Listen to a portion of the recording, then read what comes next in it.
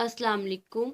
एक रोज काजी अदालत में तशरीफ फरमा थे कि दो औरतें, एक नौजवान और एक बूढ़ी, कमरा अदालत में दाखिल हुई। नौजवान औरत कहने लगी, काजी की सलामती हो, मैं शादीशुदा औरत हूँ। अल्लाह काजी की इज्जत में इजाफा करे। ये औरत जो मेरे साथ है मेरी सगी फूफी है। मैं इसको इसकी ज्यादा उम्र और इस रिश्ते की वजह से माँ का दर्जा देती हूँ और इसको माँ कहकर पुकारती हूँ। जब मेरा वालिद फौत हुआ, जिसकी मैं अकेली वारिस थी, मेरी फूफी ने कोशिश की कि वो किसी तरह मेरी दौलत पर कब्जा कर ले। ये मुझे अपने साथ ले गई। मैं इसकी इज्जत और खिदमत करती थी। दौलत मेरी थी और सारा खर्च इसी से होता, मगर मैं मुतमईन थी कि मैं अपनी फूफी के घर में हूँ। जब जवान हो गई तो मेरे चचाजाद भाई ने मेरा रिश्ता मांगा। चुनाचा मेरी शादी इससे हो गई और मैं इसके घर मुंतकिल हो गई। हम दोनों नहायत खुश थे, आपस में शदीद मोहब्बत थी। वक़्त गुजरता गया। मैं अपने खावंद के घर नहायत खुश थी। इसी दौरान मेरी इस फूफी की बेटी जवान हो गई।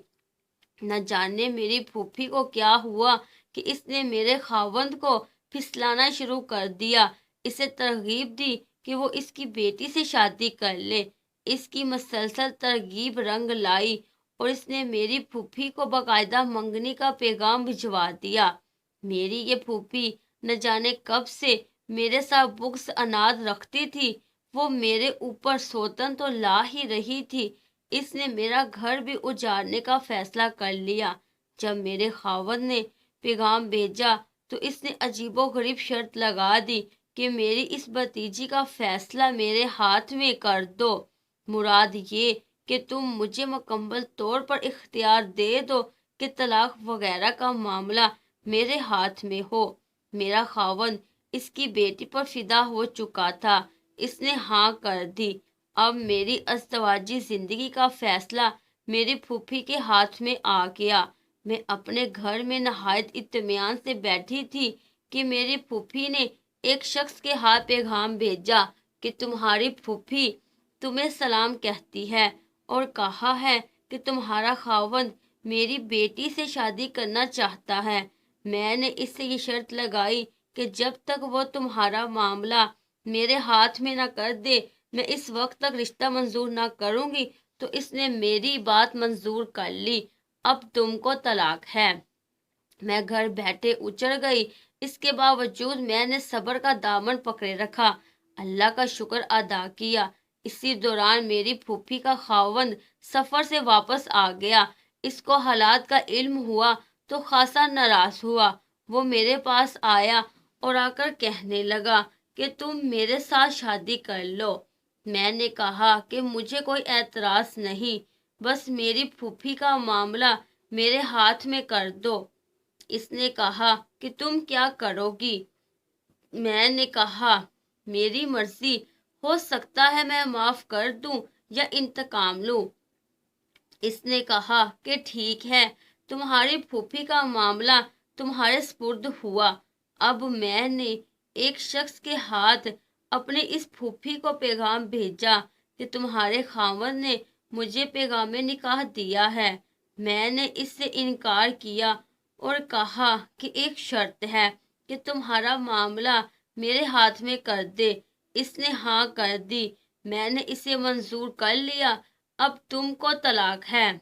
काजी बेअख्तियार हंसने लगा। बूढ़ी औरत कहने लगी कि काजी अभी से ना हंसो, असल वाक़या तो अब शुरू होने वाला है। अब दोबारा नौजवान औरत कहने लगी कि इस औरत का साबका खावंद, जो अब मेरा खावंद था, वफात पा गया और काफ़ी जायदाद छोड़ी है। अब ये औरत मुझसे मिरास के लिए झगड़ने लगी और अदालत में मुकदमा दायर कर दिया।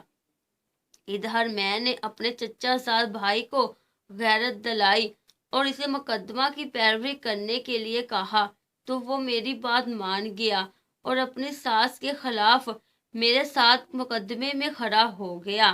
कुछ माह गुजरे। मैंने एक दिन इससे कहा कि मेरे चचा के बेटे, मुझे सच कहने में कोई बाक नहीं। میں تمہارے ساتھ خوش تھی، تم نے ناحق مجھے طلاق دے دی۔ اب جب کہ میرا خاوند وفات پا چکا ہے تو میں تمہارے لیے حلال ہوں، تم مجھ سے دوبارہ شادی کر سکتے ہو۔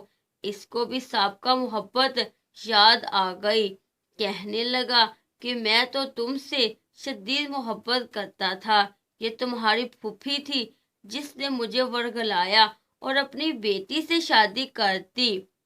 بہرحال اب میں دوبارہ شادی کرنے کے لیے تیار ہوں۔ میں نے اس سے کہا کہ میری ایک شرط ہے۔ وہ بولا کون سی؟ میں نے کہا کہ میری پھوپھی زاد بہن کا معاملہ میرے ہاتھ میں دے دو۔ اس نے کہا کہ مجھے منظور ہے۔ اب میں نے اپنی پھوپھی زاد بہن کی طرف پیغام بھیجا کہ تمہارے خاوند نے مجھے نکاح کا پیغام دیا ہے۔ میں نے اس پر شرط لگائی تو اس نے تمہارا معاملہ میرے ہاتھ میں دے دیا اور میں تمہیں طلاق دیتی ہوں، تم کو طلاق ہو۔ اب بوڑھی عورت کہنے لگی کہ قاضی کی خیر ہو، کیا ایسا بھی ممکن ہے یا ایسا بھی جائز ہے کہ اس نے مجھے اور میری بیٹی دونوں کو طلاق دے دی؟ قاضی نے اپنا سر اٹھایا اور کہنے لگا، کیا خوب محرومی بد نصیبی ہے، اور ہاں، شکست اور ذلت و رسوائی کی سزاوار تو ہی ہے۔ اور پھر خلیفہ منصور کے پاس گئے، وہ بھی بے اختیار ہنسنے لگے اور کہا، اللہ تعالیٰ اس بڑھیا کو اپنی رحمت سے دور رکھے اور اس کو مشکلات اور پریشانیوں سے دستبردار نہ کرے، سارا قصور بڑھیا کا ہے۔